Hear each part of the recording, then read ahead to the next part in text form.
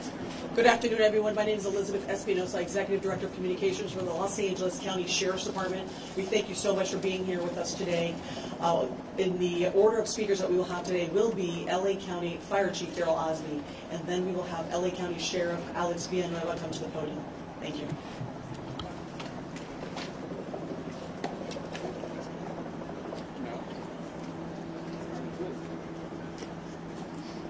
Let's go live with Chief Daryl Osby of the County Fire Department.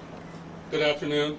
My name is Daryl Osby, and I'm the Fire Chief of the Los Angeles County Fire Department. I want to thank you for coming here to today's briefing of the Willow incident. Today, shortly before 10 o'clock at 9:47 a.m., the Los Angeles County Fire Department received a 911 call of a potential helicopter down in a brush fire at the intersection of Los Virgenes Road and Willow Glen Street in the city of Calabasas in unincorporated Los Angeles County. Upon arrival, our firefighters discovered approximately a quarter-acre brush fire that resulted from a crash on the hillside.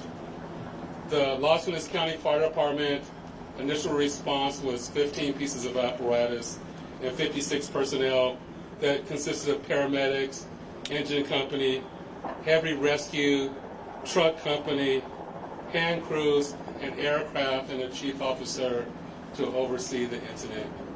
Upon arrival during the incident, and upon arrival of the Sheriff's Department, our two respective departments entered into unified command to handle this incident. Our firefighters on scene indicated that there was a debris field in steep terrain with a quarter-acre brush fire that was occurring at the time. Our firefighters hiked in to the accident site with their medical equipment and hose lines to extinguish the stubborn fire, as it included the brush fire, debris from the helicopter, and the fire also included magnesium, which is very hard for our firefighters to extinguish because magnesium reacts with oxygen and water. In addition to our firefighters hiking into the incident, we had one helicopter flying to the incident with firefighter paramedics on board. Those paramedics were hoisted down to the incident early into the incident.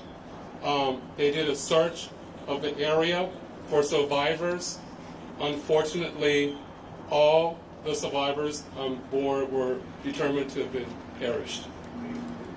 Firefighters and hand crews worked to extinguish the fire while carefully preserving the incident for investigation. Currently, this investigation is still ongoing. I would like to turn this over to my sheriff to continue the press briefing.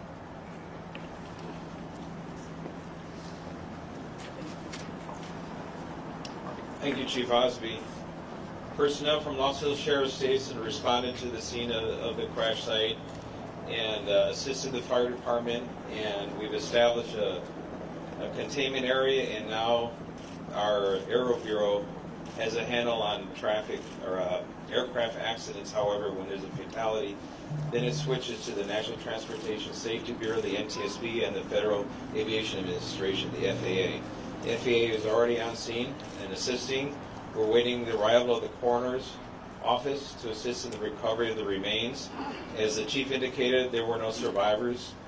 We have a manifest that indicates that there was 9 people on board the aircraft, the pilot plus 8 individuals. There is wide speculation of who the identities are. However, it would be entirely inappropriate right now to identify anyone by name until the coroner has made the identification through their very deliberative process, and they've made notifications to next of kin. And it'd be extremely disrespectful to understand that your loved one was perished and you learn about it from TMZ. That is just wholly inappropriate, so we're not going to be going there. We're going to wait till the coroner does their job, and we're assisting the families of those who believe they've been impacted, and it's a tough process. And our hope goes out to all of the members who were on board, all the family of everyone who was on board this aircraft, and God bless their souls. So at this point in time, we have nothing that we can add until the coroner does their job, and we'll be making those notifications when we have the information and we know the next of kin have been notified, then we can release the information publicly. And you'll be notified in subsequent announcements. Sheriff, if the there's one manifest thing you says can 9 and 4, confirm. does that Do we mean there were have a 9 bodies? confirmation actually of 9 bodies there at the scene? That is our belief, yes. So we realize at this point there are so many questions. There's a lot of information out there, and again, we understand. There's a lot of information that's floating, but we certainly have a responsibility and an obligation, out of respect, of course, for the families. And this is a very difficult time for us all, for the city. We have the mayor here of Calabasas, also city. We thank them for being here. And in fact, they wanted to pass on a message that for those in the community that want to gather here or coming to Calabasas, if you do, you are welcome to join others at the Dianza Park here in Calabasas, and the cross streets there are Los Hills and Las Virgenes. Also, the Sheriff's Information Bureau will be sending out updates as to when there will be, if there is one, a press advisory out, a notification of another press conference or any other updates through our Twitter. So please look for that. And again, we thank you so much for being here today. And again, thank you for your time. Elizabeth, Sheriff, please. Sheriff, we have more. Sheriff, just a Can question you talk quickly about on if it's a mechanical sealing off the failure or area. weather? We know the NTSB has to be there to do that thing. Is the public going to be able to get anywhere nearby, or is a stretch of Las Virgenes going to be shut down for an indeterminate period of time? It remains shut down. Is it How really big of an area? Any idea? Still on Enough site? to keep it. You refer to it as heavy fog in the area? That's zero.